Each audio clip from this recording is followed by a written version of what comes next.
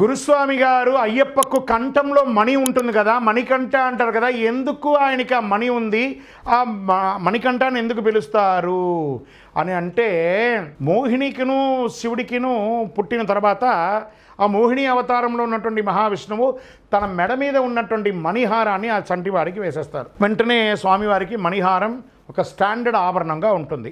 పందల రాజావారికి అడవిలో దొరికిన తర్వాత ఇతనికి నామకరణం పెట్టాలి కదా, అందరూ బారసాల చేయాలని డిక్లేర్ చేస్తే ఏం పేరు పెట్టాలని తెలియకుండా ఉంటే అప్పుడేంటంట, మణికంఠ అను నామముతో పెంచిరి రాజులు మురిపెముగా, స్వామి మహిమతో రాజునకు కలిగెను సుతుడు మరి ఒకడు.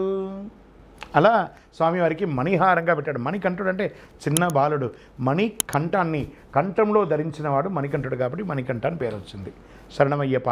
ఇదే గంటని పిల్లలు లేని వాళ్ళందరూ కూడా శబరిమలలో ఆ గంటను మూడోసారి వేసుకున్న వాళ్ళందరూ వెళ్ళి అక్కడ పోయి తగిలిచ్చి, స్వామి మా ఇంట్లో మణికంఠ మీరు వచ్చి ఉయ్యాల ఊగండి అని చెప్పి అందరూ పిలుస్తుంటారు. అక్కడ కూడా మనం అక్కడ కడతామో లేదో పీకేసుకొని వెళ్ళిపోతూ ఉంటారు, చూస్తుంటారు. అదే మణికంఠుడి యొక్క విశిష్టత.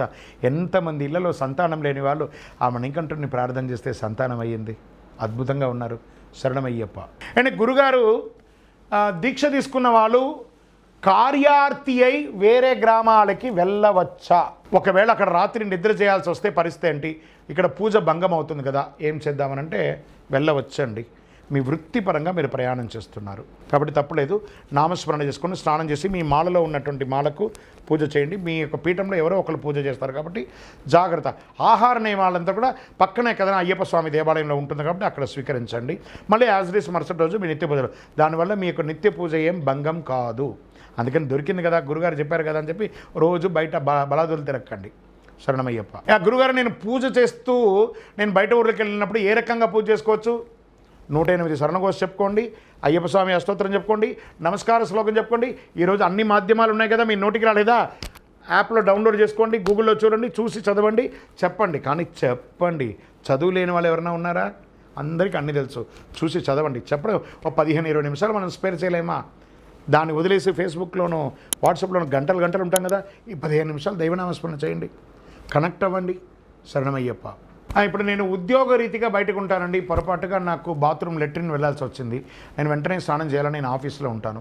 అలా కాదట. అందుకే ఆహార నియమాలు కరెక్ట్గా ఉండాలని చెప్తాను నేను. మీ ఆఫీస్లో బాత్రూమ్ ఉంటుందా? స్నానం చేయడానికి బట్టలు ఉంటాయి, ఎవరైనా ఒప్పుకుంటారా? మీ ఆఫీస్లో మీరు ఒక ఎంఎన్సీలో పనిచేసే వాళ్ళు పోయి నేను స్నానం చేస్తానంటే కుదురుతున్నా కాదు. ఆహారం జాగ్రత్తగా ఉండండి. ఒకవేళ అలాంటి పొరపాటు జరిగిందండి, విరోచనమే అయ్యింది, మేము 25 రకాలు మొక్కుకున్నామండి అయ్యప్పనికి పెట్టాలని, ముందు రోజు రాత్రి 25 రకాలు తింటారు, మరుసటి అది ఊరికే ఉంటుంది అది తిన్నది, అలాగే బయటికి వస్తుంది. ఆఫీస్ వదిలేసి రాలేరు కదా, లీవ్ పెట్టలేరు కదా, ఇంటికి వచ్చాక స్నానం చేసి మళ్ళీ యాజ్ డీస్గా దీక్షలో పాల్గొనండి, అంతే. అప్పటి నుంచి కొంచెం ఆహారం తినడము, మంచినీళ్ళు తాగడం ఆపేయండి ఒకవేళ వాష్రూమ్ వెళ్తే. శరణమయ్యప్ప.